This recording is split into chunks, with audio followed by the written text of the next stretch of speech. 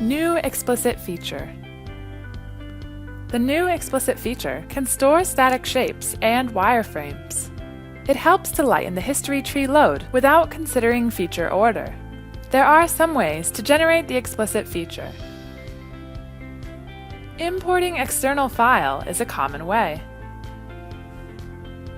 After importing, each shape will be listed in history as an individual Explicit feature. Deleting some of them will not affect other features.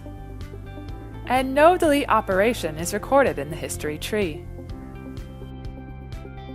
Non-associative duplication, such as copy, mirror, and pattern, can also produce the explicit features.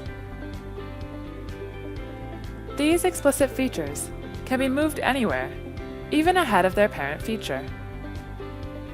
Defeature tool allows users to remove the detail of an object. Then, a new explicit feature comes out. Encapsulate function will pack up the whole history tree. In this way, it simplifies the history tree. The overall improvements speed up the history regeneration.